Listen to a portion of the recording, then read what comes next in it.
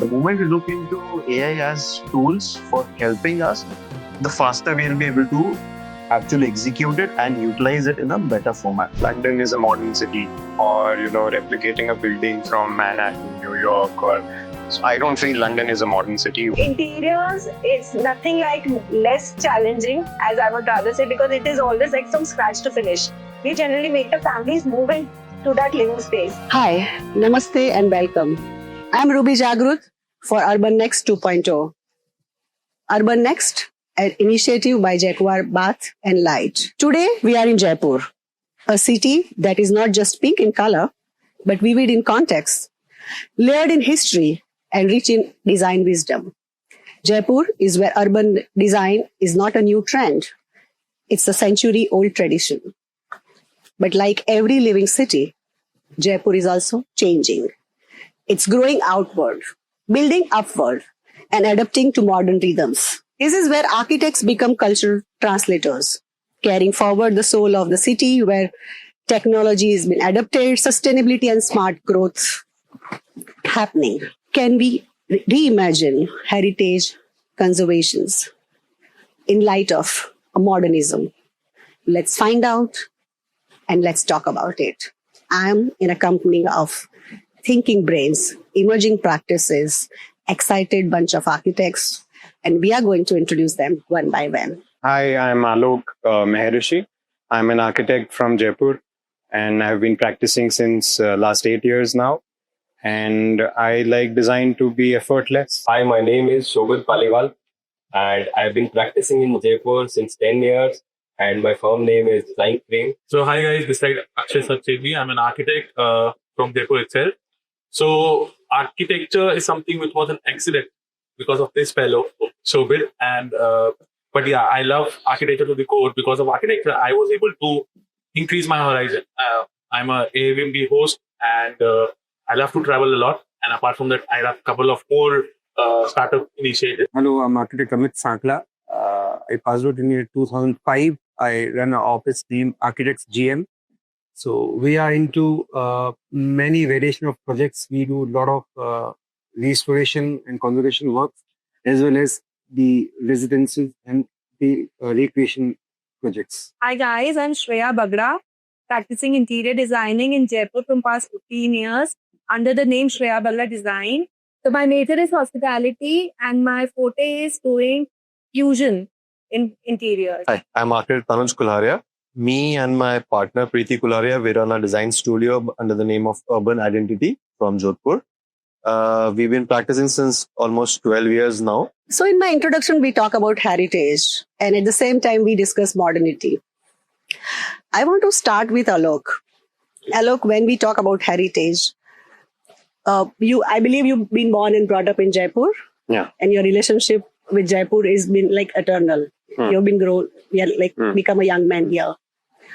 How do you see a city like Jaipur getting into or in a cusp of becoming a modern city without disrupting its architectural heritage? How do you see as an architect?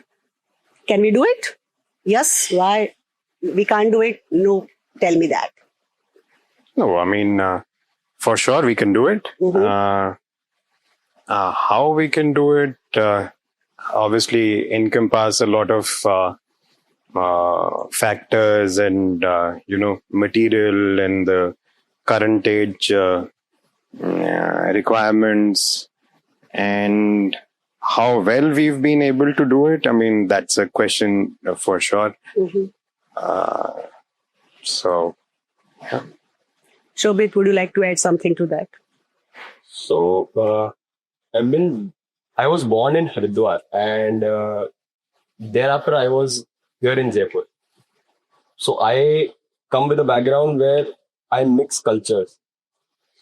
Even after I'm an Indian, but still I feel the culture is coming from it's inherent. Okay. So adding up culture to architecture, this I think is very important. And this city where we live in Jaipur, culture is very important. And adding up culture to your architecture is very important. Planning in a way, like however you plan, you keep that in back of your mind, that what are you planning, for whom are you planning, and that comes from culture. Okay. So I think So when you say culture, you are mainly referring to lifestyle? yes, culture takes it up in the entire way, like lifestyle also, the education style also, how your upbringing is, how do you play around, how do you live, Mhm. everything. Even how do you wear your clothes, everything it takes. Okay. Tanuj, would you like to add something to this? See, in terms of culture, I do agree with Shobit about this, because see, the whole thing is, me belonging from Jodhpur, uh, even though it's quite in the vicinity of Jaipur, but there are cultural differences which are quite visible in terms of the people, in terms of the architecture as well. Even though we talk about a lot of similarities between the architecture, but there are still some things which are quite peculiar or quite uh, uh, so peculiar to maybe Jodhpur and quite peculiar to Jaipur as well, or unique to either of these places, right? But culture on its own has a good imprint on architecture, is what I believe, right? Because it's the way how you perceive those spaces, how you perceive the architecture, how you perceive the people, how you perceive the way they want their own spaces to be designed as well. Mhm. And that is technically something which is not which is it's inherent in the way you look into architecture as well. And how you design those spaces depends upon the clientage as well, the clients, what kind of a thought process that they have, the kind of cultural backgrounds that they have. So if I'm designing for maybe somebody from who's doesn't belong to this area or location, but they are residing in this place, right? So their thought process and their requirements might be different, Mhm. or how I perceive those spaces to be. Okay, so for Shreya and Akshay and Tanuj, I think I'll rephrase the question or maybe tweak a little bit. Mm.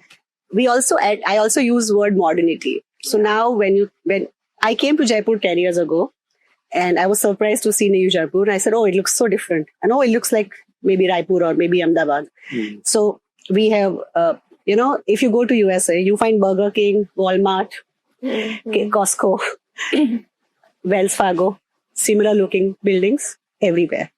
And they kind of don't have a distinct identity of city, but we used to have. Mm. With this new globalization, where everybody wants to, we are in a race of getting there. Okay, we have social, we have West Side, we have Pantaloon, we have all this big franchisee and big chain of malls and stuff like that, which is coming to Jaipur now, which is a part of modernity, which is part of progress, which is part of growth. Amid that, the question is pertaining to that modernity, when it is happening in Jaipur, how well we are able to survive or how well we are able to hold on to the heritage and virtues of Jaipur. Tell me. So a perfect example, a building next to Jaquar Bath itself. It's a jewelry showroom by Smita Shekhawat, which was in between taken ahead by Studio Lotus. Mhm. So that's a perfect example, which I feel where the modernity and the heritage or the cultural aspect is blending in a very perfect manner. Or I see that Western influence is good if we take the functionality or the technology aspect. But I strongly feel that the material should be respected. That, like, for example, using a lot of glass, the Hagler stores which you had mentioned, like all West Side and all these stores. So I feel that this is stupidity, that using glass and for the sake of like reducing the tenure of the building is not an excuse, like for a climate like Jaipur and overall Rajasthan. So yeah, to cut it short, like modernity you can infuse in heritage and in cultural background by the change of shape or form, but the material should be respected in a way where you should adhere that materials and the Treatment. the treatment should be in that manner where you should carry forward some essence and some soul of that particular city. Like Chandigarh is the best example. It was designed somewhere in 60s by Corbusier, where the essence of the city is carry forwarded in a nice manner. Shreya, would you like to add something to it? Because if I sum up his answer, he said, be sensitive to local material and local environment. What would you like to add to that? So for me, majorly, because since I'm into designing more rather than architecture, so for me, modernism, amalgamation of modernism along with the artistic and architectural aspect of a particular area, zone, or a city, whatever you call it. So with the modernism, it shouldn't be related with only with the materials which you are using. Okay, for me, it's more about lifestyle. Say suppose if I'm doing a residence or something, and if the basic interiors and architectural approach is related with the Jaipur thing, Jaipur architecture, but at the very same point, the lifestyle of the family is very modern. So my major focus would be how to imbibe the modernism in their day-to-day using, making that residence more user-friendly, rather than, picking elements and, using arts or using furniture to, gross up that space to, make it look like more of a cluttered up area, like putting up a modern furniture piece or a modern piece of art in a totally different, in a totally, traditional setup. So, modernism has a different, I think, definition in terms of designing, in terms of architecture for every individual who's practicing and for every user who is using it. I would say for every project. For every project Okay. also, because modernism is a very different aspect. It can't be related with culture. It cannot be related with material. For me, it is always related with your mindset. What would you like to add to that? Ma'am, what I think is it's a perception. Mhm. You need to think on a very broader level. Right. Modernism, it is a very vast word. It means, what I mean to tell you is, ma'am, see what Alok has given the example of the building next to our this exhibition center, next to our showroom. Mm. So I want to say that, ma'am, the modernism should be understand very on particular manner. Particular manner means what? See, we carry our culture since Yeah, ages. since ages, Huh. and apart from our culture, there is a lot of confusion. The blending of modernism and culture is very subjective. You can understand the lifestyle what she has mentioned. You can understand you can definitely specify the lifestyle with the modernism, but apart from the lifestyle, the cultural values, your building's identity, your facade, what it should look from the front, it should be considered as well as the same as you consider your modern aspect. So I want to say that, ma'am, you need to understand, and it's not on particularly the architects. It's all about the general public. Public should be well educated and well aware about their basic values. You can't assume Jaipur to be such a modern city like London or Yes. the other cities what you have mentioned. But yes, Jaipur should do progress, but the way Jaipur cultural values allow the extent, right, ma'am? It is not like that we can replicate the Jaipur same as well as the metros other cities have. Mm-hmm. That's what I want to say there. So yeah, see, we as a human being, we are constantly evolving and constantly learning. We can't turn our backs to progress or a development. And I totally agree when you are saying that Jaipur should grow as Jaipur. And I think it's very well said because, as you just mentioned, glass building, it has come from West, where they are very, very climate sensitive in and out. There could be a minus 10 degree outside, but they know how to maintain the heat inside that building. So for them, glass facade is fine because they are dust free. They have some beautiful in middle of a mountain, or maybe they want to showcase what is there inside the building, or whatever purpose of using glass facade must have started with. When we see that building and we try and replicate that building in Jaipur, where 48 degree could be a temperature in summer, how do we justify use of glass? So it should be inspired or it should be replicate. That's one question in context to modernity. Same question in context to heritage. It should be inspired or it should be replicate. So I want to start with Shobhit, and then I want Tanush to come in, and then Shreya and Amit, and everybody can give perspective on that. That replicate or inspire, and how do we strike right balance as an architect in your practice? If you at all you are doing it, how you are doing it, or in context to general practice. You can answer either way. So I would like to highlight one project that was given us in college. So it's a very famous building on main Chandpol Bazaar that used to be now it has been converted to a museum. It was earlier used to be a school of art. So our professor gave a very beautiful design assignment where he gave a hypothetical situation where the building facade has been broken into half.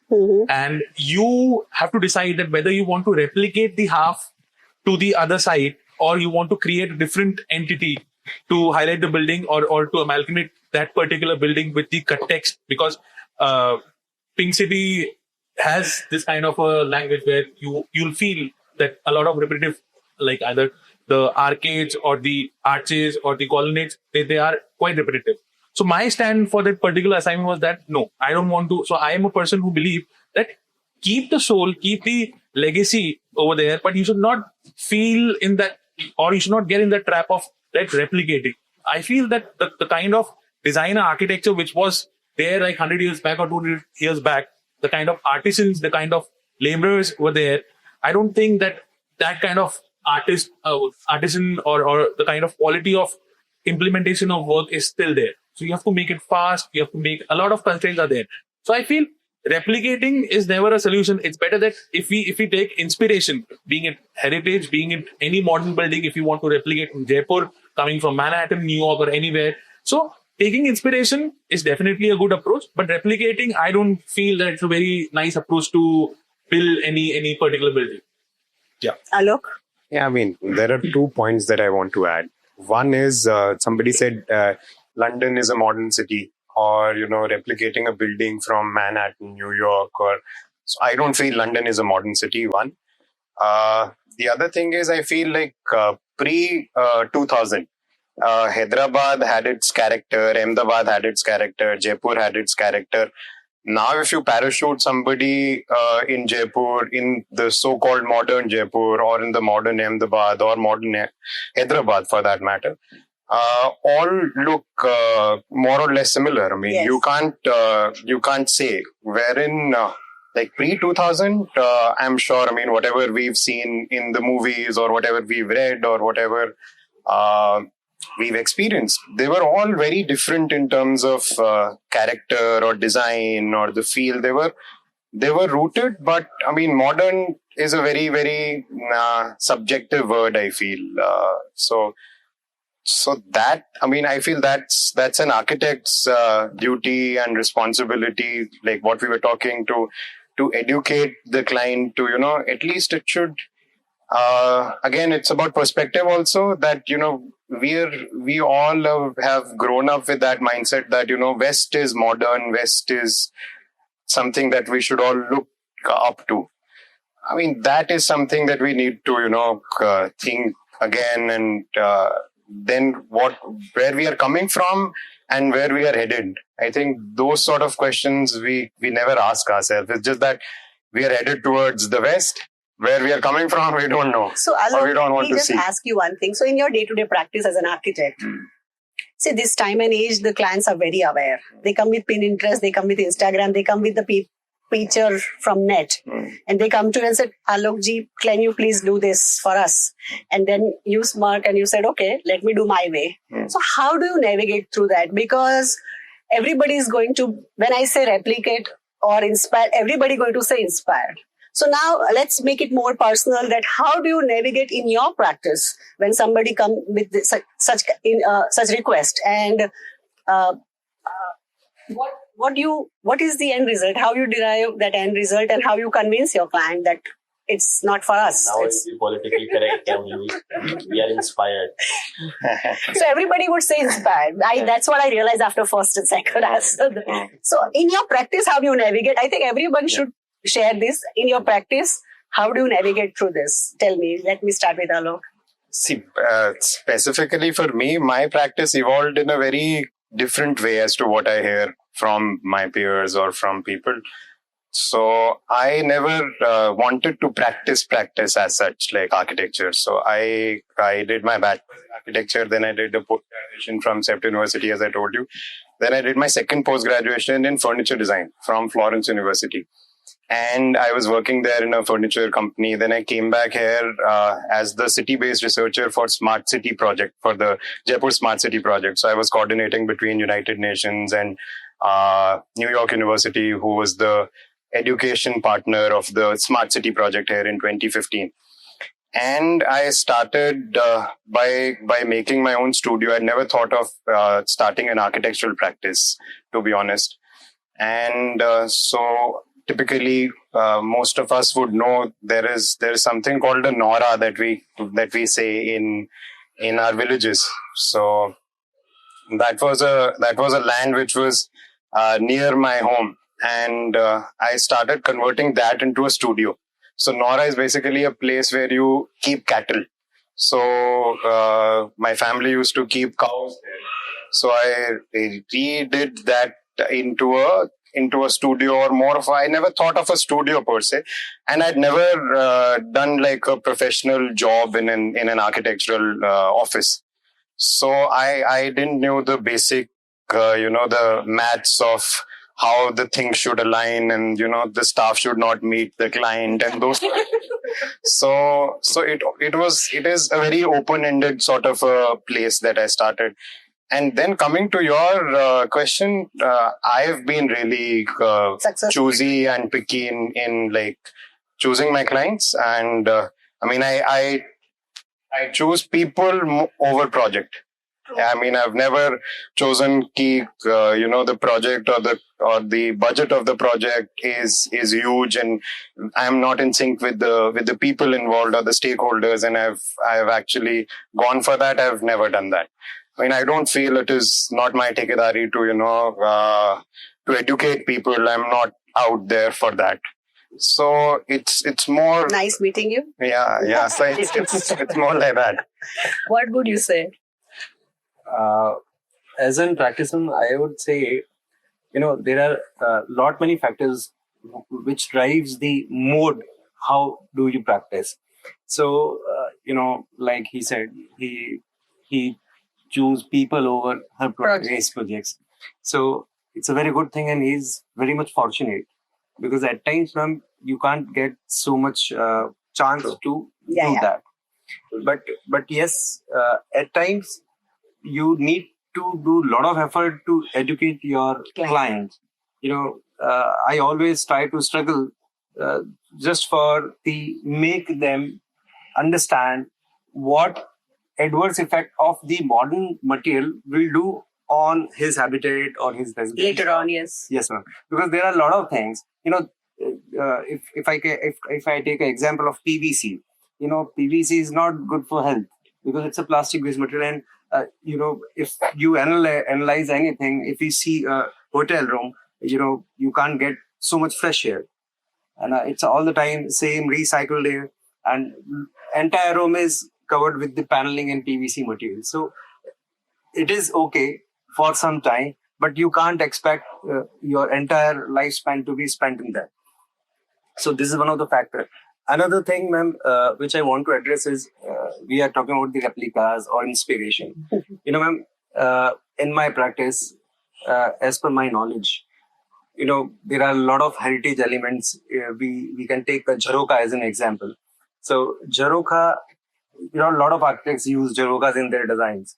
But traditionally, if you observe any Jharoka, all the entire buildings are ancient forts and old buildings. They all have Jharokas in odd numbers: 1, 3, 5, 7, 9.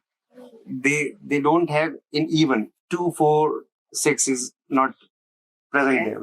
But now, there are a lot of buildings which they are designed on the basis of heritage elements, but they are having uneven numbers. So it's like they are using the materials of old, but they don't know the basics, how these materials to be used. So this is a factor that, it's good you take the inspiration. It's good you are replicating the thing, but it's any time you should very much be prepared that how the way you are using these materials. So that is the thing. So Tanuj, I asked Alok that how do you navigate through this kind of situation? And he's fortunate enough where he said, I never wanted to practice as an architect. I'm an accidental architect where I'm practicing, and he choose people over project. But everybody is not that fortunate. I have seen architects working very hard day in and out and try and work on a project. So the question was, how do you navigate through this kind of understanding? What is your experience? How do you deal with such a scenario? I do agree with the fact that there are times when you actually have to choose people over projects. Okay. There are times when you have to actually choose projects as well. Okay. Right? Because,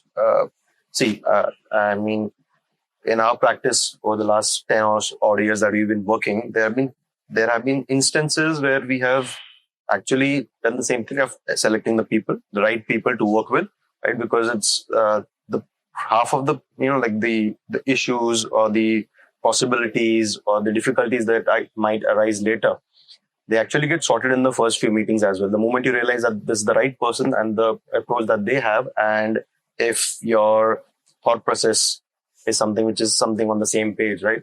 A lot of things actually get ironed out, right?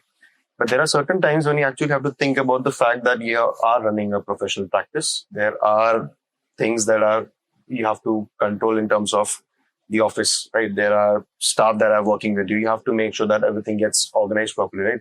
So there are what we usually work in offices, like what we believe is that maybe out of 10 projects, there are about 3 or 4 good projects that we actually are really super happy to work with. Those are the projects that we actually look forward to working with. But we do have about a 50% odd chance of working on projects where we might not be giving our 100% to it, right? It might be, but they are the ones who are actually making sure that the office actually keeps on continuing. So things you do for soul and things you do for stomach. But see, it's where we talk about, we talk about inspiration, we talk about replication. So there are projects where we are inspired by it. Those are the 35 or 40% of the projects. Then there are projects where we have to actually, where we do have trouble making the client understand. Like Amit sir spoke about the adverse part of the ideas that they have, that getting replicated into the current scenario, right? But it's a tough thing to make a client understand sometimes, right? So there are times when we are working on those projects because they are the projects that actually are making sure that the office keeps running. So yeah, it's a thin line which is there. I don't know, very good example. So Shah Rukh Khan, 2 years back, he's also an artist. I consider the architecture and all the professions where art is related, like performing arts or like visual arts. So if he can do such kind of movies where he is out and loud about this thing, that for the sake of keeping my people happy or to earn or to mint out money, rather Shah Rukh Khan or Akshay Kumar. So similarly in architecture also, so he's very fortunate where he can proudly say that he is at that stage where he chooses his client. Yeah, obviously for mental peace, everyone look forward to Mental peace. that's a new term from last time. That is a very important thing. Where people are so very important. Yeah, 100%. That is very important. At certain point of time, you have to look forward to keep your sanity in a very proper situation. So for us being 4 partners, it was a very fortunate thing that we 4 are from a very different mindset. Like being myself, I'll tell about myself that I'm a very vocal, very loud, very talkative, very chirpy person. So I am the one who is like talking to everyone in the studio. And my 3 partners, they're very reserved. So that has been a blessing in disguise where we have never said no until it's a very extreme condition, but we have catered to most of the clients or the projects that we have gotten. So it completely depends upon person to person how. So one client might not be very much aligned with Tanuj or anyone from the panel, and that can be a good client for me. I can align with that person. So there is nothing wrong, nothing right. It is something where you align with that person. So yeah, so that is the scenario with me or rather my team. Now, Shobit, you'd like to say something? So first, I will be answering your earlier question that Jaipur is actually, I think Jaipur is redefining itself. There are two parts of Jaipur. So one part is towards the south, which is developing in a new way. There are a lot of people in between who want to keep that tradition alive. Sometimes the people want it, sometimes the architect wants it. And architect educates those clients about the tradition. And on the other side, on the north, more of towards north, if I'm not wrong, it's in north, the entire city is done in single style of architecture, which is traditional, which is heritage. And that's the matter of personal choice although. But everyone comes to Jaipur to visit that place. And that's the culture from where everything started. That's a legacy you have. That's a legacy. And now coming to today's scenario, it's a dream for every architect to break the monotony and come out and shine. At least of my age. At least where I'm standing right now, I would want to wear different curriculum and to break, because everyone cannot be perfect in following that traditional architecture. It is very important to take out your personality and bring something very different to the society, even if you're breaking the monotony. So now coming to the point that how we narrate it in our practice. Earlier, I started with hospitality projects. In hospitality, we started with small restaurants, small cafes. In all the project, I cannot replicate the style of architecture that the cities. I have to break it down, different themes, different type of designs, because I cannot keep on repeating my designs to every client. So in different cafes, I have to redesign things. And when we talk about residences, then gradually we shifted to designing some hotels. We got opportunity to design some resorts. Then we started designing some residences. Right? I tried doing architecture that the city inherit, but then I realized that if I will block my mind now, it will. I have a big life. Hopefully I have a good life.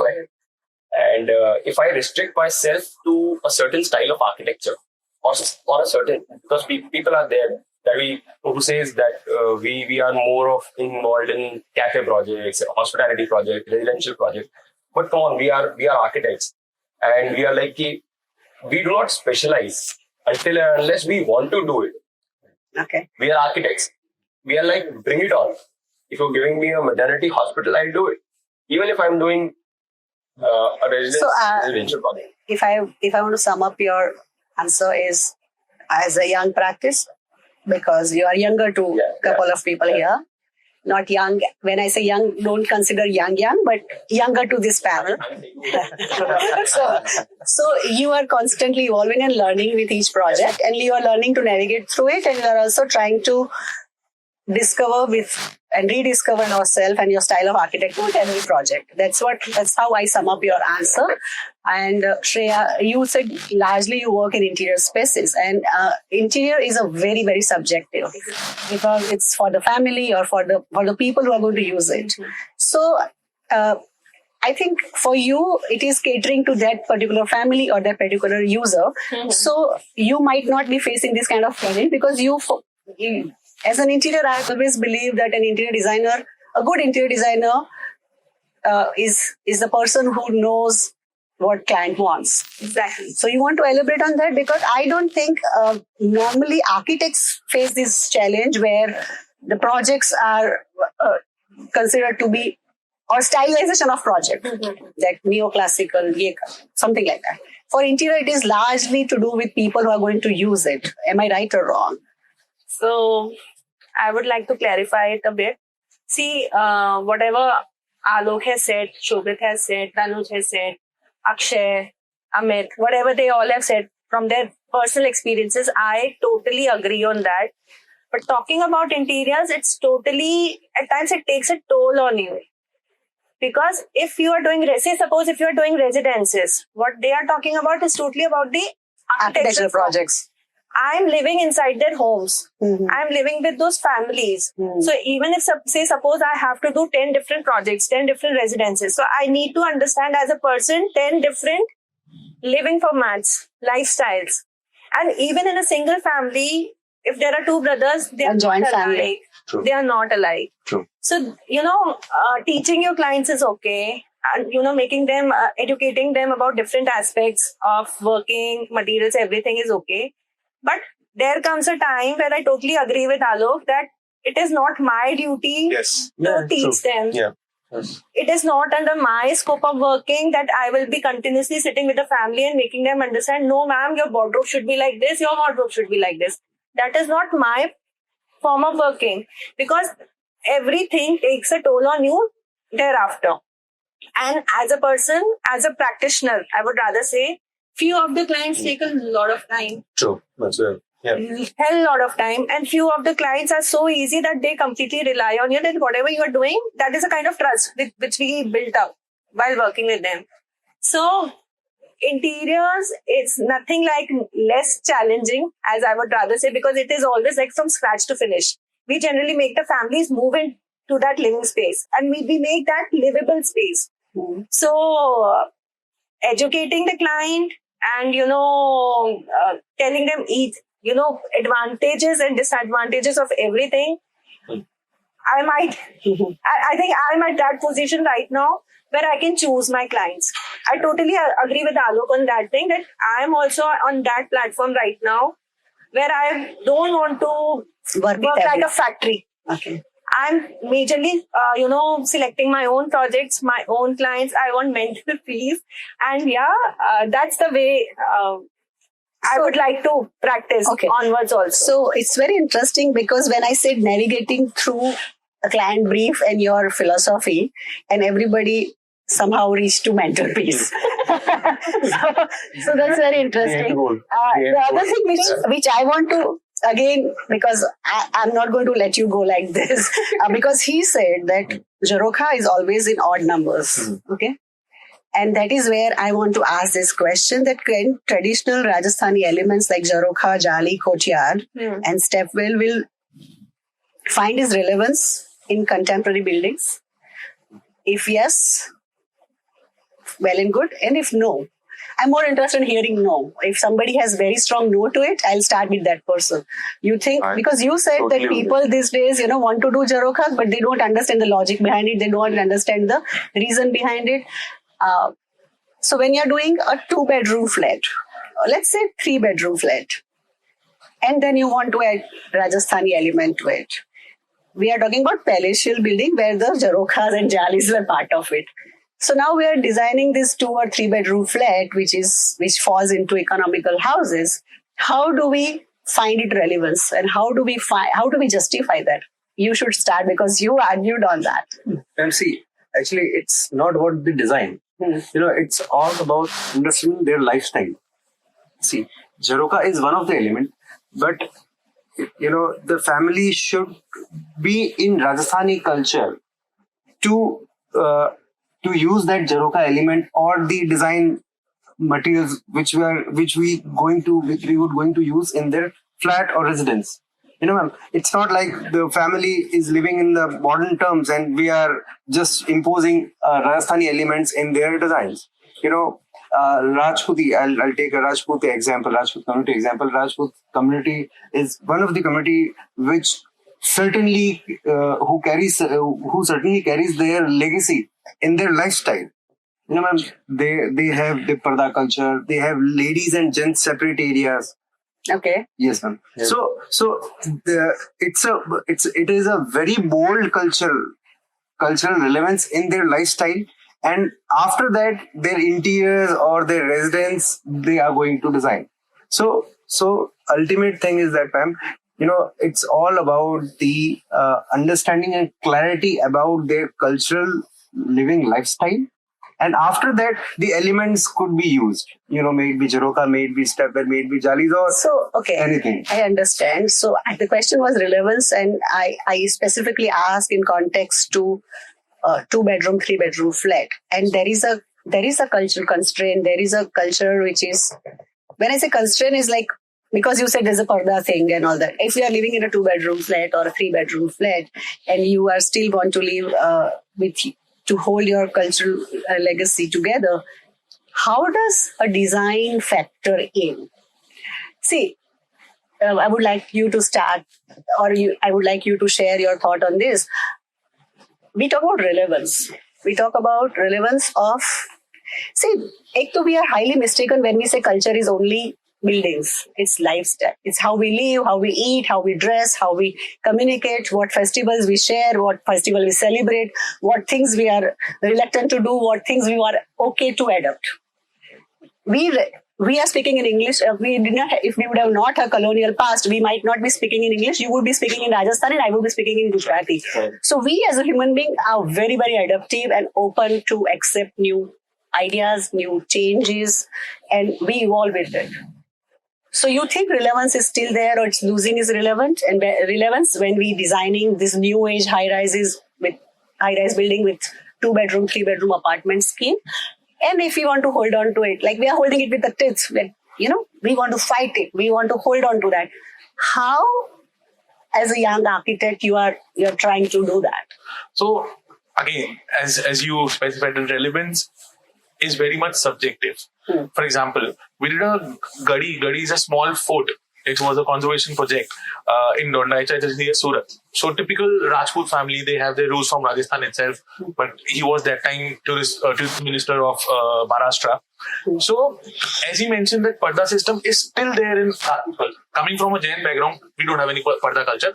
Might be a scenario like 50 years back, 60 years back, that there used to be like 2 separate Janana and Mardana different zones in my native village, which I have never seen, where there were these 2 separate zones where if any gathering is there, being at a festival or some sort of a function or a marriage, like females and males used to gather different setup. So in that case, definitely we also had a brief from the client where we have to create a formal meetup area for the male members and informal meetup area for the male and female members of the family per se, and a formal gathering of females where the Thagurains and the local villagers, female villagers, they used to visit them. So yeah, relevance is subjective where you have to understand the brief and the mindset of your client. What kind of socio-cultural belonging or the legacy or the thought process they have in their past or which they are carrying forward. And on the same time, you have to, like, as you mentioned, like it's a 2 BHK or a 3 BHK flat. A very small example. We did a 3 BHK flat at a very early time, like 2016-17. So we proposed that make it an open kitchen. No. We have a lot of guests visiting our place. We don't want that our daughter-in-law is working in the kitchen and people are seeing that working over there. So that's why this is a very, we'll stick to it that we don't want an open kitchen concept. So that's something where relevance of, this is part of culture, where females are working and they don't want to see, they don't want outsiders to see the females working inside the kitchen. So it is very much subjective where you have to put a grey line that how and till what extent you have to carry that cultural, social process and where you don't want to carry it forward. Relevance is like, it's all about settlement. Settlement means what? One of our guys has stated after year 2000, the city has developed abruptly. We need to understand why this happened. Because, there are a lot of public who have moved from villages to Jaipur. This city. Not just Jaipur. From tier 3 to tier 2 city and from tier 2 to tier 1 city. Yes. It's all their livelihood or living priorities. So the important thing is, in villages or suburbs, people used to live in clusters. They used to live in their own zones. But when they are moving out, they didn't find the same thing in the cities. Jaipur before year 2000, it carries its its own progress, its own character. But after year 2000, the lot of cultures who have settled within the city, they blended the Jaipur's environment or built form. So it's not in the building, it's not in the particular development, but it's all about the surroundings which we are perceiving, which we are seeing. And now we are sitting at Jaguar Experience Center. It is a very good example of modernism. Yes. It's a very modern building. It's one of the Asia's biggest building of Jaguar. So, these are the examples, and Jaguar is catering hardcore modern as well as the heritage, the clients. Designs? Not designs from, Jaguar is having all entire products of wellness. I mean to say that, any company, anything, they are intending to target both of the best systems. of both worlds, yes. So they are targeting modern too, and as well as Traditional. too. So the relevance part is like, ma'am, you need to read the people settlement, and after reviewing the characters, you can analyze how the city has grown and how the entire system has built. I love the word grown because it is grown. And as you rightly said, the people from different part of state has pouring into Jaipur. And they are also, when they come to Jaipur or any other big city, they come with their own lifestyle, they come with their own culture, and they come with their own understanding of, lifestyle. So, yeah, we dare not say that there is no relevance. Actually, I want to add something. Relevance is a very small word, but it's extremely loaded, I feel. And like recently, we've done a gym building. We're talking about 2 BHKs and 3 BHKs. We've done a hardcore gym with the Maharaja of Jaipur here in a club, which is a 200-year-old club. And so there, again, there were all these discussions of being relevant to the overall build structure or the fabric of the campus. But I feel to reach there, one needs to understand, as he said, that, the odd number of arches or jharokas. I mean, currently, if we think of jharoka, we have this traditional jharoka image in our head. We need to understand that there were different jharokas in different regions. Similarly for arches, there was a Bangdi arch in Udaipur. Then how did that arch change in Jaipur and then in Bikaner? Once you understand that thing, then it becomes much more easier to actually make it relevant in today's context. So like a hardcore gym building, it was a metal structure. It had baffled ceilings. It had veneer. It had no element of, something which was already existing in the overall campus. But still, it looks a part of it. Yes. But to reach there, you need to understand those basics and those, those things which are behind it. If I just sum up, that evolution has to be organic and well thought through. Yeah. Then the relevance also remains. I mean, that thekedari all architects should take to, get them educated enough to understand where something is coming from. But when we talk about, we talk about 2-bedroom apartments or the 3-bedroom apartments, right? These things have never been in our typology before. All the entire society has never grown into apartments. We've always been houses, families where we have lived together in houses, right? So there the understanding of jharokas, there the understanding of courtyards, everything has been amalgamated for us, right? But the moment you leave that typology behind and the moment you move ahead, and it is due to certain reasons which are beyond our control as well, in terms of the land availability that we have or the density of population that is increasing, right? So the relevance of that aspect of how the city is growing is also a factor that has to be considered in how the architecture is tackling that, right? We cannot have an apartment building which has all airy spaces and courtyards and everything, and then we realize that we have to put it bang in the center of the city, and then we realize the cost of that project is beyond reach for somebody who wants to afford that, right? So that all comes into the chapter of how the relevance of that is, whether the relevance of that location, right, or the project or the program of the project, what the builder wants, or what is the target audience. Like Amit spoke about, like, you're talking about these people who are coming in from nearby tier 3 cities, they're moving into these cities. So they're not looking for big houses. They're looking for smaller clusters like flats where they can actually move in, right? And they can be a part of the fabric of the entire society, which is there, right? Not moving into bigger houses. For them, this relevance is moving from that smaller town into city and being part of the fabric. So they are not looking in relevance in terms of the experiences that they had in the city and how the city is going to take care of that same perception that they have for their own towns. That is never going to happen. See, how the city is growing, you have to respect the fact that there are things which are going to be beyond an architect's control as well. Even in terms of town planning and everything, you have to look into the broadest aspect. And that is also one thing which we cannot control. That is something which is beyond control. So in terms of taking forward the heritage that is there, it is an element.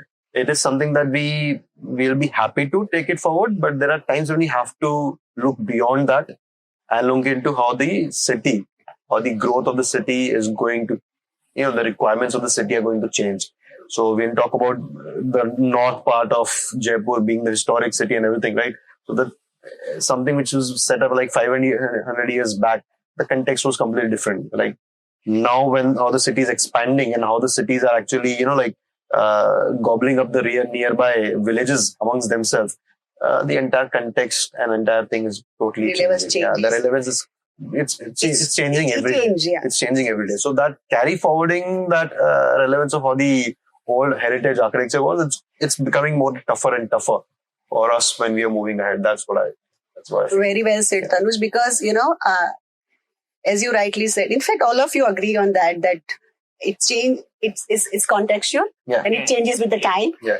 And you would love to hold on to it, but it's difficult. So I think depends upon the project also. For example, as you specifically mentioned about a residential project, you can definitely compare the heritage legacy with the typology where the residences come, because people have been living in the small houses and huts, in the forts or what all type of residential building. If I'll say a hospital, you will not find a single hospital which will be carry forwarding any kind of heritage. Except the facade, sometimes facade. Even in facade also you feel difficult because if you're making a lot of jharokas, it will trap a lot of dust.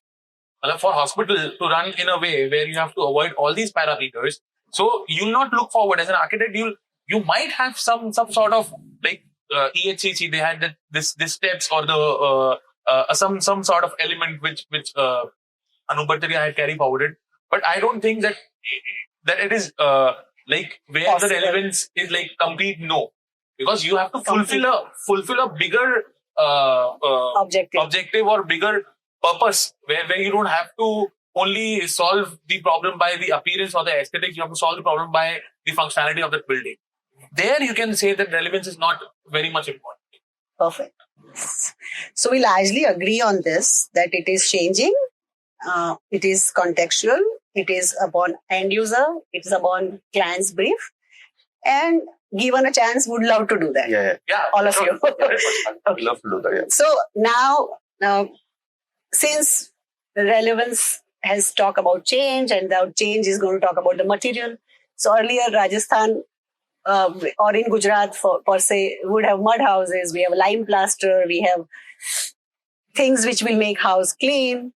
And now we use full body vitrified tile, we use glass, and we use material which is really very, very hot.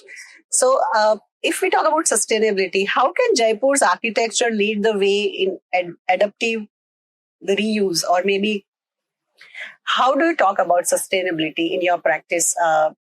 Tanuj, you can start. Ma'am, sustainability, when we spoke about things like mimicking the West, right, and just copying certain elements from there, right, without giving any thought about the impact of that material or that typology is going to be in this context that where we are sitting in, right? When you have adverse climate, right, when you have talk about temperatures which are going beyond 45 degrees and all, right, where you have the cold climate as well, right? We cannot simply mimic things and say that fine, since everybody is doing glass facades and all that, let's start to do glass facades. Let's start to copy the the way the West is going ahead, and then realizing that the way they designed their own cities and why the requirement for glass facades there was is completely different to what our requirements are, right? As a program, right?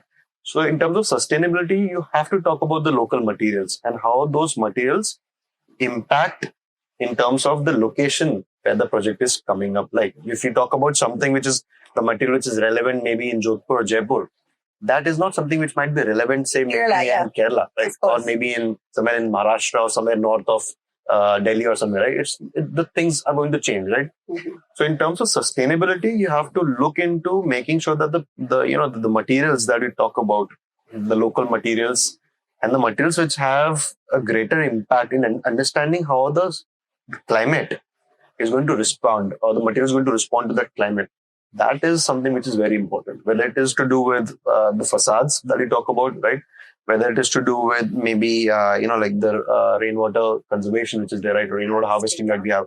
So places like in Rajasthan, especially where the amount of rainfall that we receive is pretty less, right? For us, making sure that we are actually able to have projects which have these capabilities of getting the rainwater harvested, whether we are doing it to recharge the groundwater, that becomes more relevant for us. It becomes more important for us to do that. And maybe that is something which might not be as a requirement in places where the rainfall is in abundance, right? Along with that, like when we talk about the temperatures or the temperature variation that we have in our cities, right? You cannot simply have by saying that's fine. Since some amount of sun that is too much, let's pack the entire building up. It's not a simple solution, right? That is where the things like the Jarokas, the courtyards, right? All the elements which have been in part of our architecture from since ages, right? Understanding them and implementing them in a modern sense, in making sure that it is not just about simply copying that all the buildings had facades, had Jarokas and all that. So let's start putting Jarokas everywhere. No, that's not the whole thing. The whole thing is understanding what that material did, what that element did, and making sure that element in terms of today's need. How it's adding up. Yeah, how it's adding up to the project, how it's understanding of how the climate versus the material. Okay. That is somewhere like you have to understand that. Shreya, you said mainly practice interior spaces and interior designing. How do you sustainability resonate with you? The idea of sustainability resonate with you, and how do you put that into practice, considering the climate change and the other things which Tanu just mentioned very, very in a very detailed manner? How do you use that in your project? So if we plan up anything which is related with interiors, there are lots and lots of materials which are put in together. So currently we are focusing more on natural materials, natural stones, sandstones. I'm using a lot of sandstones, Indian marble in my projects. I'm using lime coats in my projects. We are doing a hotel in Kumbhalgarh. So in the entire property, I propose lime coat, even in the bathrooms. Even in the bathrooms, the entire thing has been put up, taking care of the weather conditions and everything. So, as he said, you need to understand the product, how it is being used, and how it is going to help in how is it going to help in the sustainability aspect of your project. And then accordingly, we have options.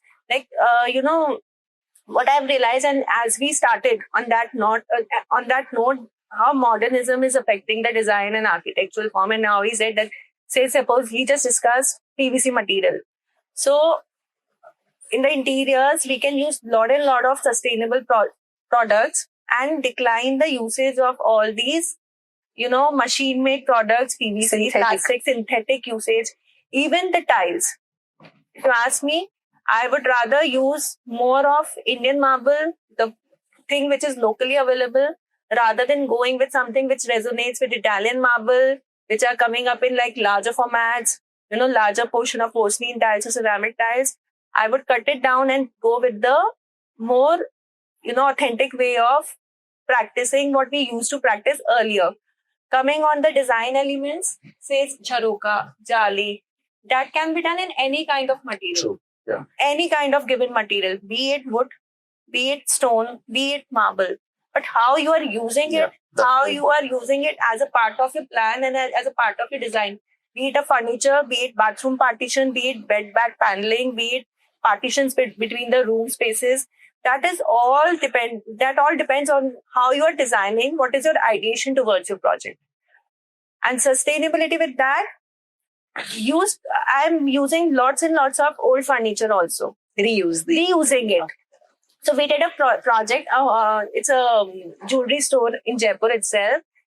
In that project, we used 150-year-old Bikaneri Haveli. It was a Haveli which was bought by the client, and he got it dismantled, and he stacked up the entire Haveli somewhere in his, go down. And we have used that entire Haveli as a facade. So that is also adaptive reuse of the local material. And at the same time, which has been used, say suppose something which is like almost 200-year-old thing. And that has been used almost like 8 years back. And that plays very well in that entire modern setup where that only store stands out. And we have used only that, keeping in mind the main prominent materials which we wanted to use and highlight it. Make it, we made it as a highlighter in that particular courtyard. What do you mean by sustainability? How do you use it in your projects? Sustainable words stand out to be like, the building or any structure should sustain by itself. You need to understand, in today's context, you need to understand, may it be any building of yours, it should be zero emission. Zero emission in the sense of pollution, zero emission in the sense of the garbage you produce, zero emission in the sense of, global warming. The energy which you are consuming, it should generate its energy by itself. So, right now we are making Jaipur's first green building. Green building, yes, ma'am. So there are 2 or 3 architects of Jaipur who only makes the green building structure, who doesn't make the normal structure. So you need to be very much aware, very much sensitive towards the green building structures, and all green buildings are the sustainable only. Ma'am, in India, our minimum air conditioning temperature is 16 to 18 degrees. There are a lot of countries. I'll mention the Germany. They have set the minimum air conditioning temperature of 24 degrees. Well, in India, they have changed. 21. So now 21. But yes, not even a few weeks back. See, what is our body inside temperature? Do you have an idea? 8.6. 90. But that's a fever. 42. Sorry. Inside 98.6 is the normal human temperature. But inside is 27 degrees. Okay. 27 degrees is our normal body temperature from inside. And now the low temperature you make your environment, the more you will be exposed towards any problems, joints. Because your body is constantly struggling to thermostate your muscles. Still getting used to those lower temperatures. कोई 19 चाहिए अभी ऐसे The body starts getting used to those temperatures. It's not about 19. It's not about 24. You will have to be very much sensitive towards the environment. I never use my AC below 26. I always try to, on prior basis, I never use AC. But at times, if I need to, I always use 26 degrees or 28 degrees. It keeps me more or less, not keeps me, but yes, from inside, I need, I always have a push. That's your commitment to sustainability and being an environment aware person. Yes, ma'am. And it's a huge commitment. And I say bravo to you, because that's where the change starts. It starts from an individual. So as an individual, when you're, adhering to this practice, it will automatically come in your architectural practice. And I think you talk about green building, and I want you to elaborate on that. What do you mean by green building? For the viewer who does not understand what is green building. I'll tell you. I'll just share. green building means what? Any building, any construction, any built form which is constructed by the reusable material or locally available material. The material which is not imported, or which is not bring from the large distance. So the number one factor is the local material. Number two is your recycled one, and number three is the technique. You shouldn't be very much typical to do the detail while using a material. Say The use of energy, you are trying to say? The use of energy, when you say detail, yes, ma'am. that's what you're saying? Technical means what, ma'am? There are a lot of examples where we can see the usage of green building material, brick. Say I'll just say about brick.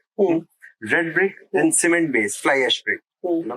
Red brick is a green building material, and fly ash is also a green building material. But the Griha, which is the authority who took certifications. Griha allows only fly ash brick. It doesn't allow red bricks. Okay. Follow the process of making. Yes. So it's the typicality, the consumption of red bud, which so Like that. yes, ma'am. For that context, I am just explaining this. And number two, ma'am, the energy. The air conditioning. I have specified the example of air conditioning. Same with the lightings. Our city is expanding huge way. There are a lot of nightlife and night lightings. Billboards. Yes, ma'am. There are a lot of billboards.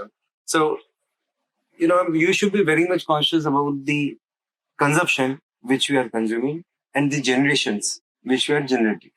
It's all about give and take. And it's not about architecture, it's not about interiors, it's not about our practices.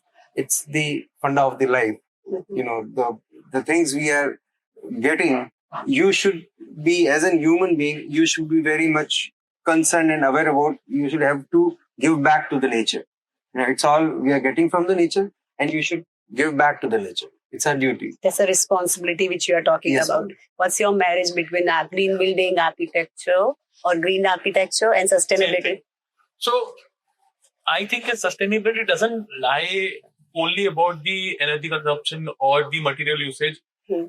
For me, as an architect, it is about designing a space also. For example, if I'm designing a space for a it's an open building for public, and if it's a multi-purpose or a multi-usable space, that also comes under the sustainability aspect. Yes. So definitely all these points which were mentioned by the three designers, that like local materials, like following the Griha or LEED or whatever norms you're following for the green building parameters. So I strongly believe that reusability of products, reusability of spaces. Like for example, if a building has been set up as a factory, like Sanjay Puri's office, it was a factory earlier, and now he set up part of a factory, and now he set up as a studio. So that is something where I expand on, where sustainability is something where we can reuse that space in a different aspect instead of demolishing the whole. Like the Hall of Nation was demolished, the Raj Deval's building. It's a very debatable topic. But I probably believe it could have been restored. Why to waste something just for the sake of it? It was a very prominent land, and someone wanted to build a better or a more celebrated building. So I strongly believe in that aspect. You can change the purpose, you can change the functionality of that building with few interventions, and that is a stronger parameter for me to highlight a sustainable way of practicing architecture. Very well said, because reuse and redevelop can also save a lot of energy. Yes. Shobhit, what would you like to add to this? I think everything has been addressed, and be it vernacular architecture, vernacular is I understand. Yes. everyone said, and considering climatology in the planning and abundance of light, abundance of air during the planning, everyone doesn't get that opportunity, but if everyone gets, then you should, and everyone should create a microclimate around their building so that the building is self-sustainable. And I think everything is covered. Everything is covered. I just want you to emphasize on microclimate because people might not resonate that word. They might not understand that word. So as an architect, what do you mean when you say microclimate? So microclimate is nothing but creating our own environment. Yes. So whatever we want. Like nowadays in Rajasthan, in Jaipur specifically, humidity is growing very much. Okay. It is, I don't feel like it is anymore a dry state. Is it? Dry city, Jaipur. Because a lot of humidity is coming in and rains are changing, things are changing. The hot climate as it used to be for a longer time has now reduced down. Mm-hmm. Yes. The time duration I'm talking about. I'm not talking about the temperature. Of course. Temperature is, of course, it is high. But the time duration of the temperature, like it used to be 48 degrees Celsius for a long period of 2 months or maybe 1.5 2 months. This time, it just, the north apart. During the north apart, it was raining heavy. Oh, okay. Yes. So, creating a microclimate, the nature has already started doing it. Now you have to start doing it. Creating a microclimate means when you plan a building, you plan it in a way, if let's say the building, you don't have any option, your building is facing towards south. Mm-hmm. You want to give glass, okay. That's the client's requirement, maybe. You are restricted with two sides where you're not getting sunlight. You have two options. Either you create a courtyard and take the light from top. Yeah. Other idea is to take the light from front because you are covered with all the three sides. Creating the space and bringing in the light is no difficult technology. It is not a rocket science. It is just creating a microclimate in a manner that you bring in the right amount of light inside, be it from top or from front. Of course, south light is very difficult to, it might change in different cities. It might not happen in a similar way in Mumbai or in, let's say, Bangalore. But in Rajasthan, sun coming from south and southwest is very different. So you have to create an environment where that building facing towards south, or you can create a screen, you can create a plantation, maybe a plantation, a leveled plantation from where the sunlight. So creating that microclimate for yourself, for your building is very important. Thank you so much for explaining this because I'm sure a lot of people might not know what is microclimate is. I want to add on one. Sorry. Please do. So green building concept, I find it a very pseudo concept. Why? A small example, like people, or rather even the government is also proposing that use of more EVs. But I don't think using EV is a sustainable approach. Lithium extraction itself is such a big task. It is hampering the environment in such a greater it is creating greater fuss to the environment. I don't think that it is a very sensitive topic where we debate about like creating a green building or creating green vehicle like by using. So I as an architect, I feel that approaching towards what Shobit had mentioned, like passive climatic techniques or as per local available materials or reusability of that particular space, that is a better approach instead of like following certain parameters like these kind of material we should not use, or rather we should use such kind of facade which is like diffusing the light or not absorbing the sunlight. So to make that for the sake of making that material, the amount of energy which you are using is something which is beyond our imagination. Like most of the layman who has not read about how the lithium is extracted for using the batteries, uske to lagta hai ki it's perfectly fine that I am using a EV, I am not emitting, there is no zero carbon emission. But the carbon emission has been happening during the course of making a car. Where it is coming from, yes. Look, if you want to add to this. No, in terms of sustainability, like obviously it's very debatable and subjective, but then what we do is, I think sustainability for me can be divided into 4 aspects. One is obviously the material, then the design techniques, then the climatology as to, what material you are using where. And then 4th, what we are talking about, Griha and green building and those sort of things. So in all of these four aspects, I feel like material we here know locally sourced material. So that again is contextual. My father made his house 40 years back in Amagad stone, which is like 30 kilometers away from here. Now that stone is not available that much there, so government has put a restriction on excavation of that stone. So it can fall under the category of, it is very like it's nearby only. Similarly, for design techniques and for climatology also, as he said, we need to understand the facing of the building and how the sun is in relationship with the building and other things. And I would like to add in terms of the green building rating, I did my post-graduation thesis on this under Nimit Karya. He was my guide, your neighbor. Oh. Yeah, he's a very good friend. And we did a thesis on as to, there are so many rules on the newer buildings being made in a particular way, like where carbon emissions are sought and what materials are being used. So we did a thesis on how can we, modify the existing infrastructure, because we already have so much to make it somewhat more sustainable or better in terms of energy resources. And he went to an extent where he got it affiliated with the Ministry of Renewable Energy and those things also. Back in 2015, we did that. Because I come from an art house, so I have to talk about art. And then we'll go for rapid fire. I'm an artist and I have this art foundation, and that's why I'm very greedy when it comes to architecture. And I have to ask this question to my fellow architects, that architecture is considered mother of all art form. Okay, your practice is also such, and your education is also such that you've been given a lot of exposure to art. How do you see art in your project? Does it hold a very key position, or it is just remain to surface and aesthetic? Or if you have any project where you've done art intervention, you can also share about that. And what is your relationship with art and art forms and art disciplines? I would like to hear from all of you. We'll start with Alok, and then everyone will have to talk about this.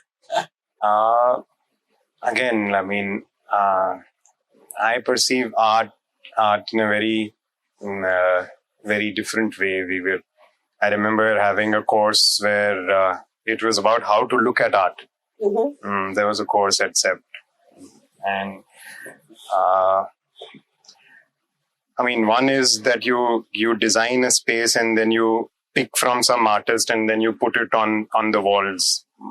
Prima facie, mostly that's what you understand, or a layman would understand about art and architecture being clubbed together. But if you actually look at it in a very philosophical way, even when you are designing a building, that plan form or the shapes or the forms, those are also can be perceived as a part of art Expression. to say art expression.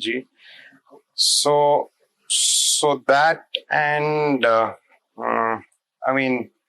I'm still not extremely fortunate to have found a client who's like art specific building that I would want to make. So yeah, man, that's how it is. And then eventually it translates into every decision or every design or every element, if you look at it in that sense. Because there are colors, there are shapes, there are forms. Art is also about philosophy, nature. So once you create a palette which is encompassing all of these things, then for me it is a piece of art. And it is an artistic expression. Haan, ji. Okay. So like in Singapore, there's a rule that you have to use X amount of your total budget to create an artistic space, So I just, it's like music to my ears. I don't know about what Indian art. So Shobit, what is your relationship with art, and how do you see art in your project? And what is if there is some art intervention which you have done, because you have done a lot of cafe and stuff like that. So maybe you might have something to share. So, being an architect is like I feel very good about hearing about this definition or reading about this definition that we are artists with some technical knowledge. Yes. Every architect wants to say this, and we want to feel good, but we are not very fortunate that we get every project that we get the client to say that you do whatever you want. It is very difficult, but you have to find some spaces in the project where you can do whatever you want to do, and the client will not stop. So this remembers me of a project which I did, I think 7 years back. This is a very small chocolate area. It's a quite famous chocolate area in Jaipur called Nibs. So what we did was he said that we don't want to do a traditional ceiling. What creative thing you can do, and I don't want to spend money, as everyone says, and specifically we. So what we did was he was renovating the cafe, so his staff was free. All the waiters were free. So we asked the fabricator to lay a metal grid on the ceiling, and with the help of strings, we used 12,000 pullers. And we created a parametric ceiling using those pullers. And the people who did that were the waiters. So in a way, I was very happy in creating that thing because it was a form of art that installation. I created. Yeah, installation. I wasn't able to do it on a drawing because on what areas and on what ways I will be working on the site I was not very clear. And it was a very, experimental thing. So I asked the waiters to do it, and we did it quite well. And then we used the similar material terracotta on the wall, and I asked some artists, some of my team members, we all went there, we created some art. He was very happy. And it came out quite well, I think. And cut to a few months back, or maybe a year back, we did this cafe called Miso in Radisson. And in this cafe, we tried to mimic the nature. They wanted to create something with a tropical feel. So we created that micro environment for animals. For they wanted to do it. So we did it in a very raw form. We used raw roots from jungle. We treated those woods and we used it in the open space. Client was like, birds will come, they will be making nest. I said, the purpose will be served. If they will make nest, they will feel like home. My job is done. So you have to find spaces. This is what What would you say? So as you mentioned that art is something which is not like you purchasing or procuring from someone else. Everything which is being made. So I quote Bijoy Jain's work in a very beautiful manner. A building like a kilometer from here, it's a house of Neela. It's a CSR initiative by JCB. So that building itself is a piece of art. So I strongly feel that as an architect, okay, if your client is fascinated towards like procuring good art, or he has a good collection of art, or he is willing to spend good amount of money on procurement for the art, so that is something different. But as an architect, it's your responsibility. Creating a play of like light and shadow itself is an art form. If you're creating something which your built environment is making that space look like a very soothing space, that's a form of an art. It is not important that you're putting a big sculpture over there, and then you out loud say that that sort of piece is coming from like Italy or Paris or somewhere, and then it's of this much amount or something like that. So artists, as Shobit mentioned, that definitely I feel that it is not that we'll feel proud. It is our duty that we are an amalgamation of an artist and a technical person, where every line we are drawing has a relevance on both the aspects that we are fulfilling the aesthetic purpose of that particular project and the technological or the functional aspect of the project. So yeah, art is something which, again, a very subjective thing. For me, a chair can be a piece of art, or rather a pattern of flooring can be a piece of art. A wall, an empty wall which has a very minute texture and a good play of light can be a form of an art. Art is not only limited to like an artist What who you has put on done- wall, yeah. Perfect. What would you say? Ma'am, as per my thoughts, art doesn't restrict to the materialistic thing. Art is an expression. Art is expression of happiness. Art is expression of joy. If you enjoy, if we make enjoyable, you make Shobhit design a cafe, and the cafe give a joy to the their clients. So you gave the example of cooler. So the waiters who made those cooler, they enjoy. So they were also one of the artists. So art is doesn't like piece of painting or sculpture. It is any kind of expression. Politician who address public of thousand, they are also artists. Addressing such a great. It's any type of art. Even icon. It's an art to convince the entire world. It's not such an easy task. You can't escape this question. Right, definitely. So you have to answer that how do you think and visual art or any kind of art intervention enhances the space and experience of space, and how do you use it? How do you address it? How do you imply that in your project? See, for me, art is very important. It is something which completely, defines a space. It completely changes a typical scenario of any given space. Be it setup of a typical, a segregated corner with planters, be it a furniture piece, be it any kind of wall art which we can do with the hand paint, or any kind of, putting up a good art piece from any of the well-known painter or artist on a bare wall. So art is something which is very subjective, as in what is beauty to me Yeah. can't be beauty to anyone else. Everybody has a different perspective of how they perceive an art or a sculpture or anything which has artistic sense towards it. But yes, to transform any space, we need to imbibe the artistic values.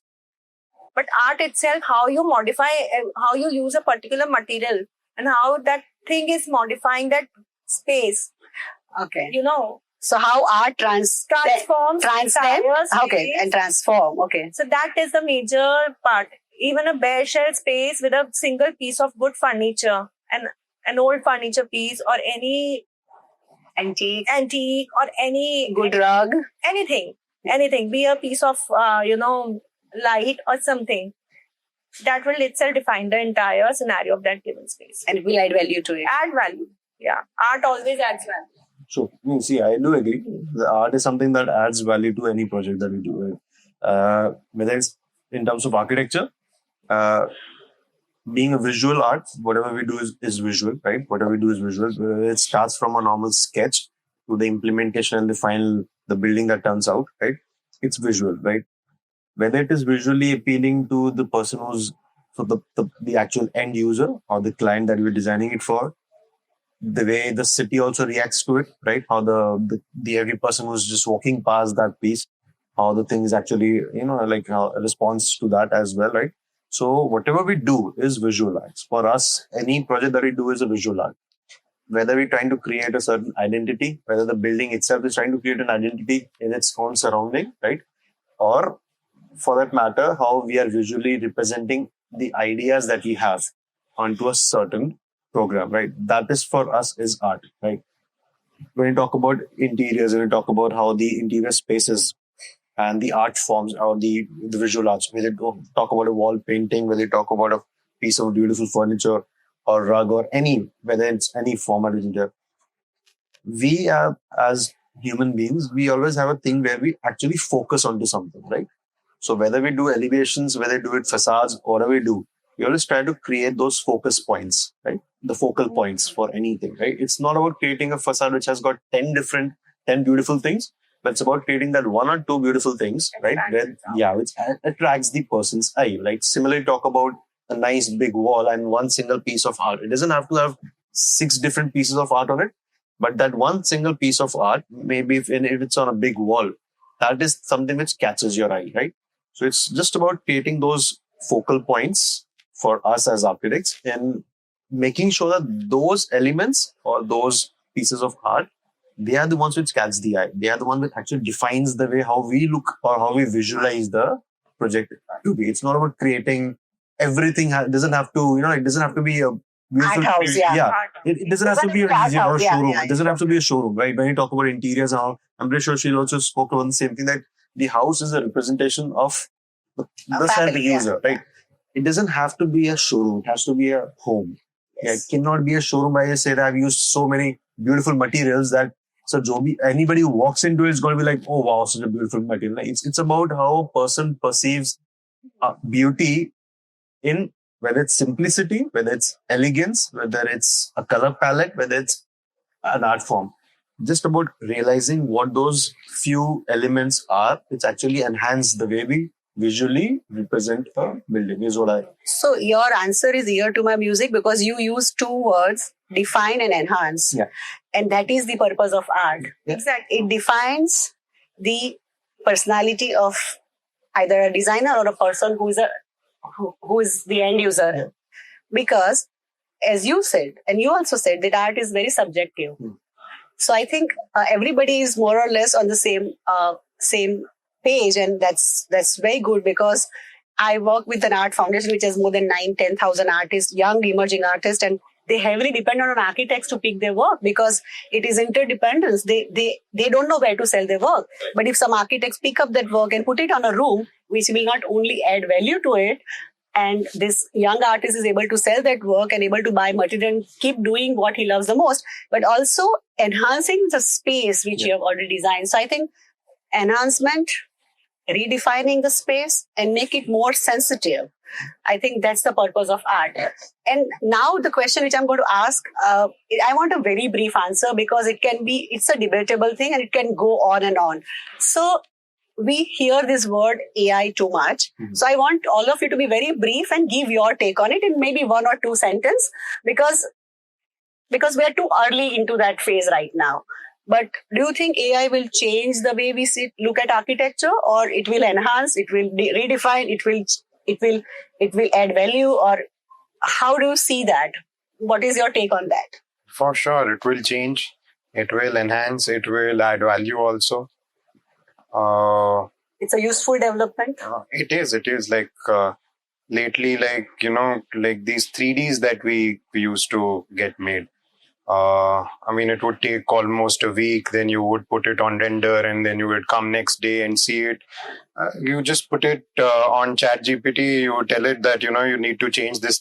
It will give it to you in like 5 minutes. Not obviously like exactly to what you wanted, but almost there. Which I'm sure, like within an year or so, it will be there.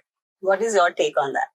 My take is very simple. It will be convenient on both the part, maybe the end user or the client, and for the architects as well. It will never do the intervention in the designing process.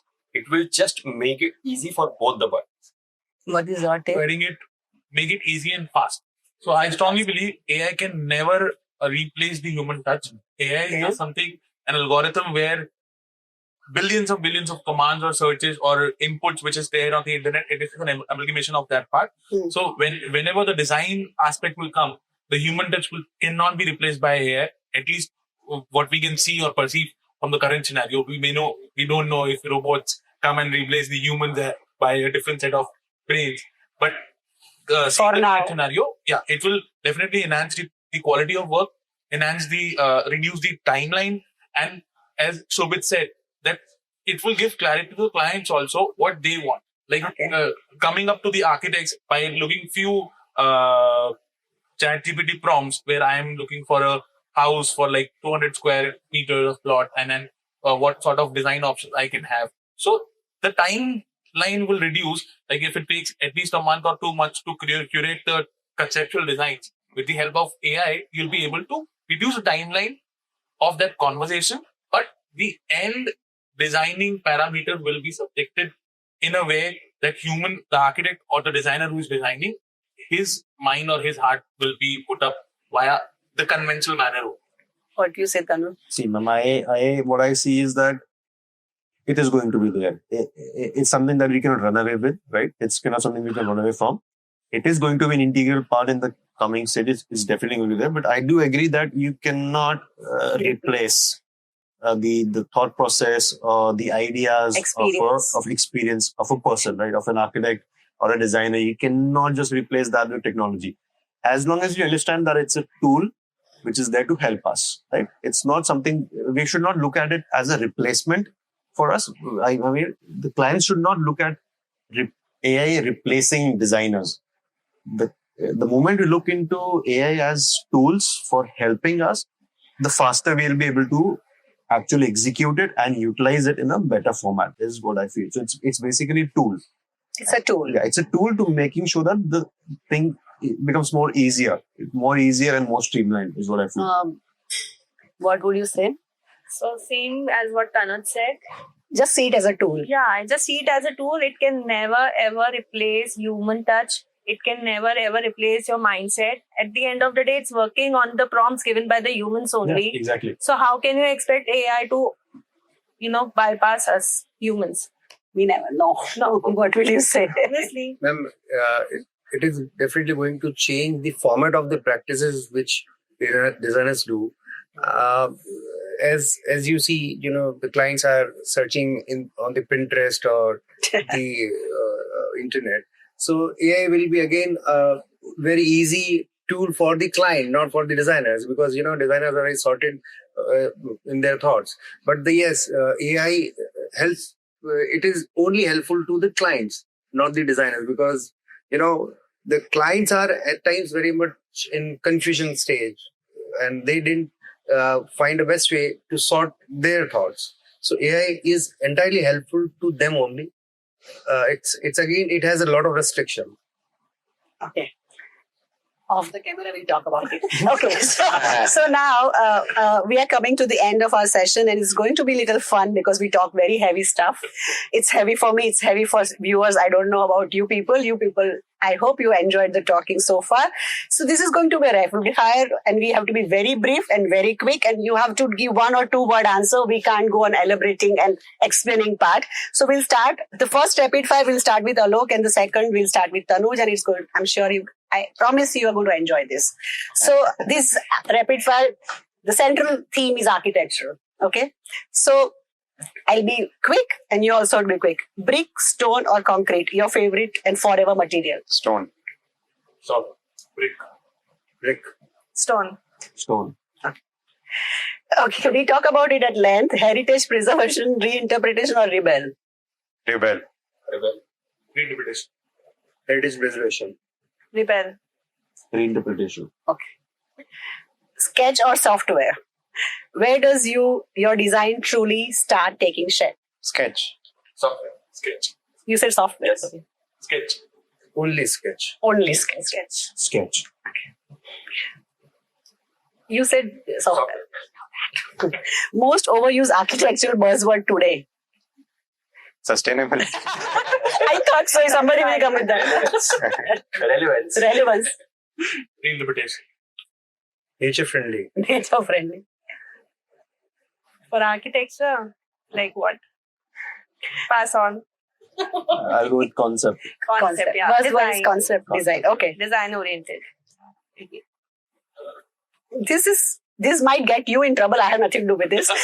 If all restrictions were off, what would you like to rebuild in Jaipur? Rebuild as in somebody's already there, and now you want to rebuild. What building? World Trade Park.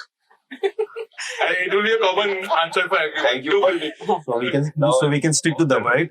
Fair. For us, it's going to be a difficult thing to say here. I would like to do my own project. Okay. I know which one. Okay. You? Mochi Sandhan World Trade Park. Maybe different form of Jantar. Okay. It's one of my old projects which I would want to redefine. Yeah. What will you say, Tanuj? Oh. You can't get time, huh? Rapid fire, you have to be rapid. Because I'm not from Jaipur, so that's where the actual Okay, let's see Jaipur. in Jodhpur. Jaipur. Oh, definitely the new airport building which is coming up. I definitely want to we definitely want to change that for sure. Because the one which is coming right now is Okay, so this is in a way asking who is your favorite architect, but then it's put it in a different way. Which architect's brain would you love to borrow for a day? B.V. Doshi. B.V. Doshi. Hiren Patel. Charles Correa. Raj Raiwal. B.V. Doshi. Charles Correa. Okay. One architecture element that instantly elevates a space. An atrium, an arched atrium, maybe. I think plantation. It's one of the Landscape? architects. Yes. Anyway. A colonnade. Long stretch of like empty, narrow passage. It's form. Form. Courtyards. Courtyard. No, I'll go with the courtyards. as well. Courtyards, okay. This is interesting. Worst design trend you wish would disappear ASAP? I'll have to think about that. Tanuj? Oh, I was hoping I would be getting some time to think about that. Who is something on top of your head? I think this should just go away. Minimalism. I personally feel it. Worst design trend you wish would disappear is minimalism. Yes. Use of pastel colors. Pastel colors. Lack of knowledge of using the modern materials. Usage of LED lights. Okay. This concept of modernism that we have. Tile and plastic cladding on buildings, maybe. Tile and plastic cladding on buildings should just disappear. He said just disappear. So when I said just disappear, it's something you people have said very heavy stuff. You have no idea. When you look at this video, you will get to know, and people will come and call you. Ki, what are you saying, man? So this is again a rapid fire which has to do with a personal thing. Okay, if not, okay, I'll start with Tanuj. If not an architect, what would you be? Pilot. Pilot. Yeah. Artist. Forest officer. And you look like one actually. Economist. And that was my dream from class 12. Economist. Politician. I would be a farmer. Farmer. There is one random thing is always on your desk and you don't know why. My desk is generally very clean, so I have never seen an architect's desk clean. Very organized. Tanuj, tell me one thing. Very organized. So again, my desk is completely very well organized. yeah, I mean, so I have these brushes. I used to paint before. Lately, in the last 5 It is 6 there years, on I the haven't. desk. But then I don't want to, get away Right. with them. Yeah. So, Robit? I'm not sure. I think too many pens. Too many pens. yeah. I use only one. Why are they? The bunch of markers and that lot of architects said that bunch of pencil and markers. What do you think? Similar only. Pencils? Because I'm like a crazy fan of using stationery, but after the invention of Apple Pencil, I stopped using the stationery. But it is there on the table. Yes. Miniature of fountain and bamboo. Okay. Yes, I already have. Rough papers. Okay. Oh, so now I can go into that. So I have a marble paperweight which has a small clock on it. Huh. It's been gifted to me by somebody I know, close to me, somebody I know. So that is there, even though it's something which is there, which I'm not using it also. But it is still there. But it's still there. It's still there. Yeah. Okay. Designing with music, coffee, total silence or chaos? Music. Music. Silence. Unintentionally chaos. Acha. Music and coffee. Music and coffee. Yeah, I'll go with music and coffee. Music and coffee. Night owl or early sketcher? Early sketching. Night owl. Early sketch. Early stage. Night out. Night out. Somehow I knew that Tanuj will say night owl. Oh, wow. Always been. One book you would say all architects should read. Like Fountainhead. I'm not sure. I'm a very bad reader. I don't recommend anything. Same with I don't recommend it. Uford Standard. Yeah. Nothing. No. Letters to a Young Architect by Christopher Benninger. Yeah, this book. Yeah, I am aware of this book. That one. Very good book. One quickie habit you have at the site visit. One. quirky, matlab, I don't want to say weird, but quirky a bit, which you have at the side? I don't think No? of anything. Like, You can't think of it? yeah. भैया जल्दी करते हैं. Keep saying that. Asking client for cheese. Something which you keep saying at the site or maybe Project you timelines. project. क्या? Timelines, ma'am. Timelines. Details पे ध्यान दो. Be careful about careful, details. How soon can we get this done? How soon can we get this done? How soon we get that? But I think the question was not that. Ah, but then nobody had a quirky habit. What can I do? I have wonderful answer. Quirky habit. Yeah, for you, whatever. See, you will have to remain true to answer and give answer. Okay, don't avoid it. If you could teleport any architectural marvel right now, what it would be or where it would be? Tanuj, you say. I'm still thinking about it. Hi, you people are not. Yeah, please. So falling water at property center. Oh. Okay. I actually don't mind looking at pyramids from my office. There's a bridge at Arno River in Florence. That bridge? Yeah. Okay. Shreya. I'm still thinking. I'm still thinking, actually. Jaipur No, I think the idea of rapid fire is whatever Whatever comes in your mind. top of the head. Don't think. That's why that is out of Jaipur or out of India? anywhere, even in next door neighbor's house, मुझे तो लगता है I would just take the Sanjay Lalte's Anish Kapoor sculpture in my house. I want to see Taj Mahal in Jaipur. Oh, Yeah. not that. I'll go with the Louvre. Okay. I want Yeah. to see Taj Mahal. ये भी any बिल्ली को उजा आती है. Oh, you want it inside? Yes, that's the answer I'm looking for. Okay. What's your signature move in design project? Signature move. I mean, what is a signature move? So, That you do it in all your projects. yeah, maybe. I think I'm still figuring this out. I don't have a signature move yet. Okay. Signature move while designing. Subconsciously, what?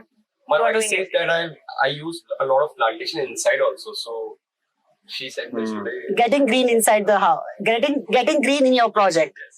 Avoiding curves. Avoiding curves. Intrinsically emphasizing on the volume design. Okay. Wall arts and floor inlays. Space design in terms of light, ventilation, and the entire volume. That's one thing which is there. Yeah. Again, I wanted to say volumes, like double height volumes and plants both. Okay. What is more scary? A tea break in middle of a heated conversation with client or a site call with the contractor? Again. Which is more scary? Which is more scary? A team? Tea break. Tea break with an angry client, I see. Tea break with with the conversation when it's I'm going talking on. about Right? a normal client. Angry client is worst. So you think contractors are easy to deal with? Yes, yes. Yeah, I think so. They are our team. For me, it's opposite. है ना? Yeah. Yeah. Dealing with an angry client is a Easy, yeah. easier task than dealing with a less qualified contractor or Yeah. someone who is. Yeah. I get it where you come from. It is something different. Yeah. But yeah, That that is my qualified motivation. is something different. Easy. From what I have been thinking, because contractors usually in my projects are those. They're part of a team. Yeah, exactly. They are See, the part. see, They are how part I of look the at team. how I look at it is contract is something that we are the ones who are actually setting them up.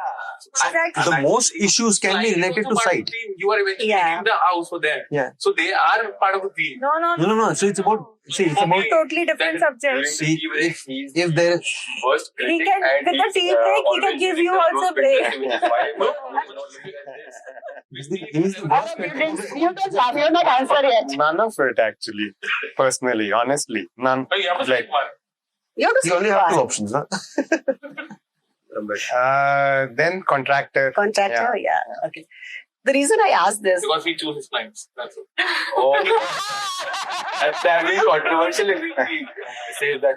so this is the last rapid fires, last few questions, and then we'll just call it a day.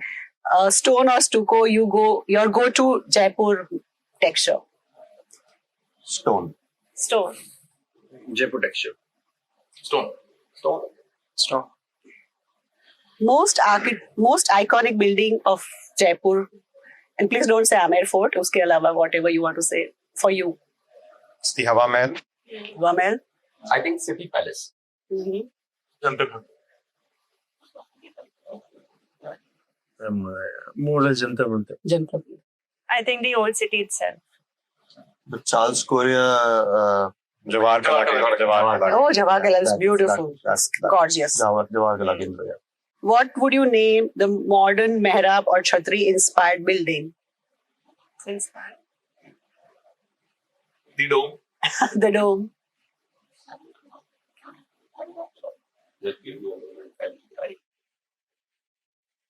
नाम ही देना है कुछ भी दे दो Rapid fire. The curve. हाँ, कुछ भी दे The सकते हैं. curve. The curve. The curve. Arcs into an arc. Multiple arcs into an arc. हाँ, Art Center. हर सेंटर हाँ कुछ भी शोभित design. Architects will show with.